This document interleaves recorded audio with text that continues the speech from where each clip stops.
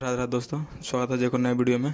आज की इस वीडियो में हम बात करेंगे सीए फाउंडेशन दिसंबर 2023 का स्टूडेंट के रिगार्डिंग। जो भी स्टूडेंट सीए फाउंडेशन दिसंबर 2023 में एग्जाम दे रहे हैं उन्हीं की रिगार्डिंग बात करेंगे। क्या होने वाला पेपर पैटर्न, किस तरह से स्ट्रैटेजी बनाएगा स्टूडेंट जिस जो बचे हुए टाइम है उसके रिगार्डिंग में। तो इस वीडियो में उसी के बारे में बात करेंगे। तो जो भी स्टूडेंट चैनल अपने आ रहे हैं चैनल को सब्सक्राइब करें, वीडियो को लाइक करें, फटाफट चैनल का लिंक अपने फ्रेंड सर्कल में शेयर करें ताकि हमारा सब्सक्राइबर धीरे धीरे बढ़े और हमें मोटिवेशन मिले आपको तो आपके लिए वीडियो बनाने का।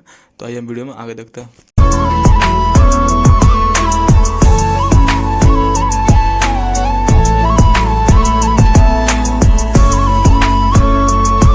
तो दोस्तों सबसे पहले हम बात करते हैं सीए फाउंडेशन के एग्ज़ाम के रिगार्डिंग किन स्टूडेंट के लिए है।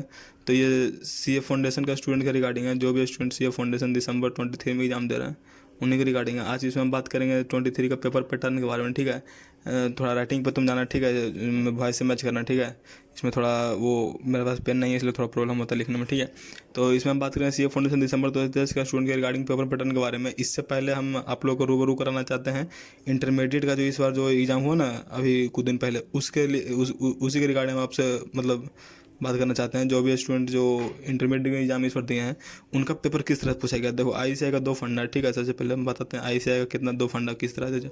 आईसीआई का दो फंडा, पहला कि पेपर को तुम क्या बनाओ, डिफिकल्ट बनाओ, ठीक है, और दूसरा कि पेपर को तुम लेंदी बनाओ। डिफिकल्ट कैसे बना सकता है, लेंदी कैसे बनाता है, इसमें बात करते हैं पहले। ठीक है, डिफिकल्ट में क्या कर सकता है, वो जितना भी क्वेश्चन आए से जो पूछा गया प्रीवियस ईयर उससे वर्ड प्ले करेगा, ठीक है, या तो फिर डिजिट प्ले कर सकता है, ये कर सकता है, या फिर जिसमें सिर्फ बैलेंस शीट निकालना है उसमें थोड़ा दो और डाल सकता है, ऐड कर सकता है, उसको मार्किंग बढ़ा सकता है। ये डिफिकल्टी में सिर्फ ये कर सकता है सेम ईयर का या फिर प्रीवियस ईयर का क्वेश्चन डाल सकता है या ईयर मैच करा सकता है, ये कर सकता है। लेकिन लेंदी में उसके पास थोड़ा सा स्कोप है। ठीक है, लेंदी में स्कोप किस तरह देखो बताते हैं हम।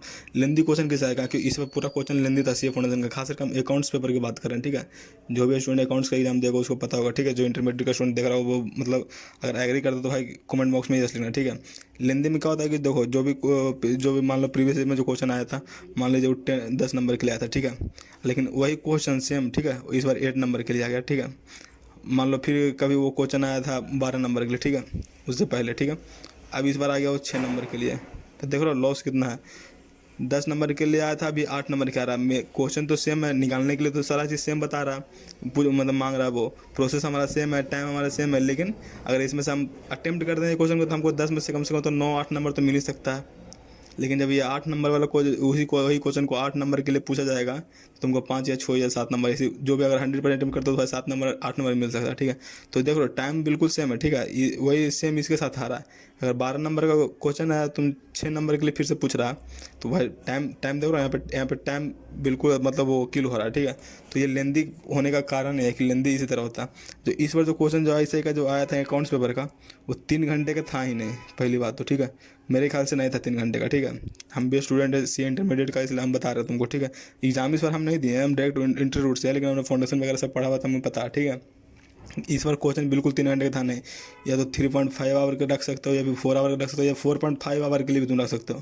भाई क्वेश्चन ऐसा था कि 4.5 आवर था, हमें बताना पड़ रहा है। ठीक है, कारण था इसके लिए। ठीक है, क्वेश्चन ये तो मैक्सिमम रखो तुम 4 आवर के लिए। ठीक है, मैक्सिमम रख लो तो एवरेज रखो 4 आवर के लिए। क्वेश्चन बिल्कुल 4 आवर के लिए था, मैक्सिमम कट टू कट तुम्हें क्लियर करते हैं। ठीक है, इसके बाद हम तुमको बताते हैं जो ये बात हुआ लेंदी के लिए। ठीक है, तो आईसीआई पेपर सेट कैसे करता है। ठीक है, छोड़ो इससे पहले तुम्हें इसी को थोड़ा सा और एलिब्रेट करते हैं कि क्या स्टूडेंट करते हैं क्या आराम से जो क्वेश्चन आ रहा है, जो नहीं आ रहा है उसे छोड़ रहे हैं, जो आ रहा है उसको बना रहे हैं। तो आराम से इजी पे बना रहे हैं, बनाते बनाते 2 घंटा हो गया, 2 घंटा में 40 मार्क्स का डील किए। ठीक है, अब उनके पास टाइम कितना बच रहा है, 1 घंटा।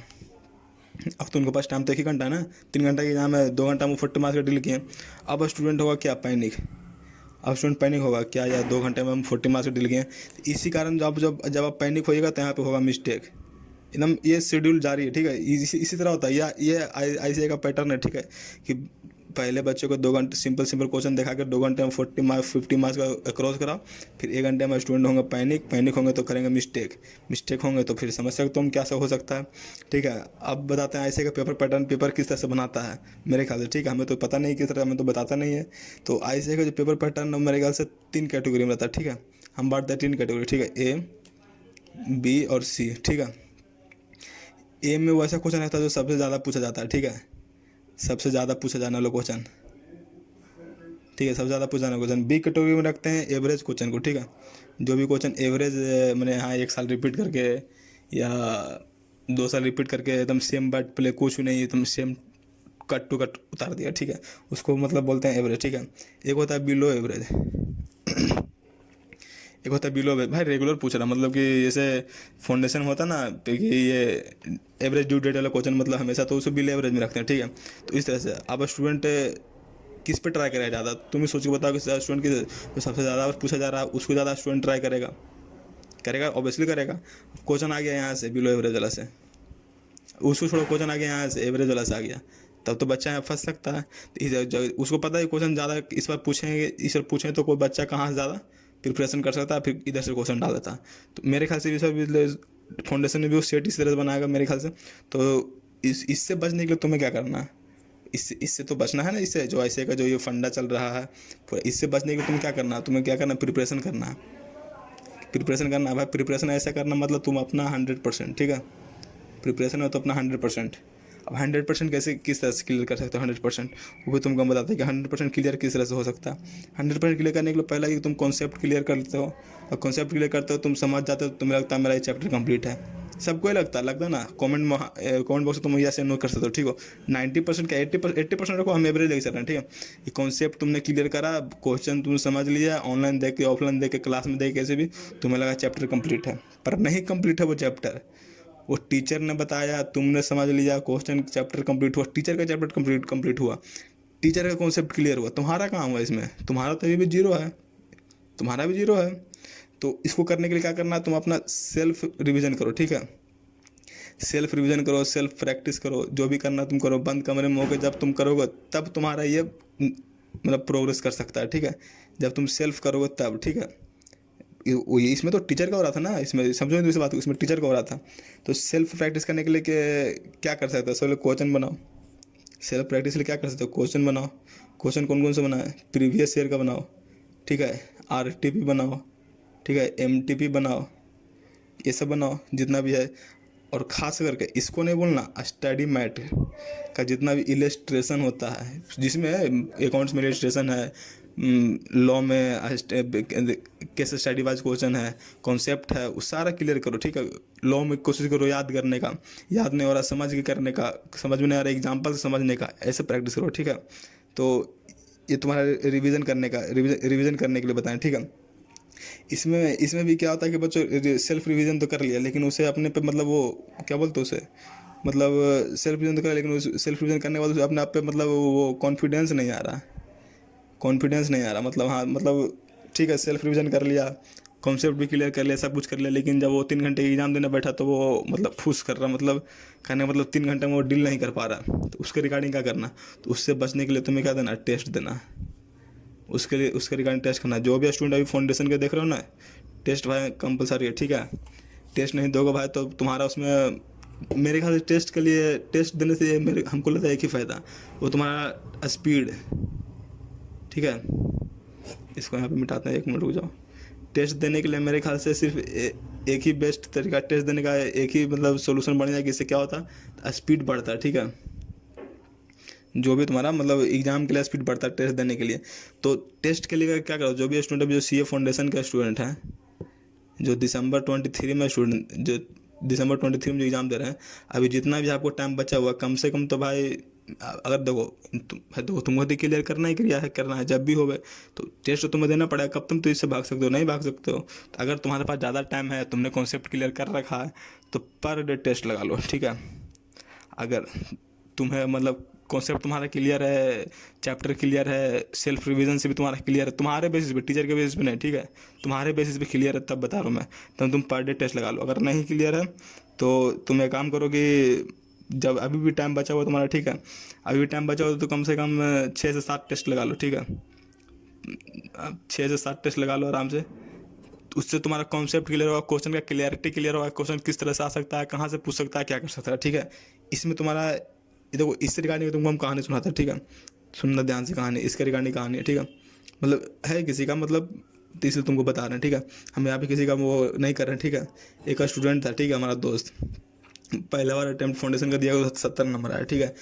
और वो 70 नंबर आया, अगला अटैम्प्ट में मतलब ये फिर पूछो तुम्हें ये तैयारी कहाँ से किया, ये तैयारी किया था यूट्यूब से, ठीक है। ऑफलाइन वीडियो देख के, सब्सक्रिप्शन नहीं लिया था, ऑफलाइन वीडियो देख के, ठीक है, तो उसे लगेगा 70-31 नंबर का फ़र्क आ रहा। अगली बार में तो पक्का क्लियर। फिर से उसने यूट्यूब पर क्लास लगाया खुद अपना फ्री वाला और लाया 198। भाई 200 नहीं आ पाया, ठीक है। ये अगला बार, अब इस बार क्या किया, इस बार सब्सक्रिप्शन ले लिया और इस बार स्कोर किया 312 नंबर। देख लो फ़र्क। इस सब्सक्रिप्शन में क्या था, इस सब्सक्रिप्शन में इसका सेल्फ रिवीजन था, जो वो लोग जो भी प्रोवाइड करते जो था। इसमें इसका टेस्ट था, इसमें मतलब स्पेशल फैकल्टी के साथ सब कुछ जो होता है ना, वो उसका जो भी मॉड्यूल था वो सब था। लेकिन इसमें टेस्ट इसका कंपलसरी डेली टेस्ट दे रहा था। मतलब अपना 2 से कहानी तुम बता रहे हैं, ठीक है। तो ये डेली टेस्ट दे रहा था ये कहानी। तो देख लो 170 से 198, 198 से 312। हमने अपने दोस्त से इससे पूछा कि भाई जो तुमने ये यहाँ पे आगे किया, ये कुछ रुपया के चक्कर में तुम ये अगर यहीं पर कर लेता तो तुम्हारा ये टाइम बचता ना। ये दोनों में 1 साल हुआ ना, इसमें दोनों में 1 साल लगा ना जो भी था वो। तो ये तुम पहले कर रहे तो तुम्हारा 1 साल टाइम बचता ना, इसमें टाइम सेविंग था ना, टाइम से बेसिकली। तो इस तरह से होता है, ठीक है। तो अभी जितने भी तुम्हारे टाइम बच रहे हैं, अभी टाइम है ना 31 तारीख से एग्ज़ाम है, 31 दिसंबर से एग्ज़ाम है। और आज लगता है 17 नवंबर, हाँ 17 नवंबर है। तो 31 दिसंबर की एग्ज़ाम है, आज 17 नवंबर है। तो भाई तुम टेस्ट कम से कम तो देने वाला तो डेली दे सकता है, ठीक है। अगर तुम्हारा कंसेप्ट क्लियर है तो डेली दो, नहीं देना नहीं है तो फिर तुम कम से कम तो 12-13 टेस्ट तो दे सकते हो यार, 12-13 टेस्ट दे दो, ठीक है। उसे तुम्हारा क्लियरिटी पूरा होगा। टेस्ट नहीं भाग सकते यार, देखो ये राम मान है, ठीक है। टेस्ट तो टेस्ट देना ही पड़ेगा। ऐसा नहीं कि हाँ इसी फाउंडेशन निकालते इंटरमीडिएट, भाई ये सब नहीं हो सकता, ठीक है। तुम बात मानो मेरा, टेस्ट तुमको देना ही पड़ेगा एनी हाउ, ठीक है।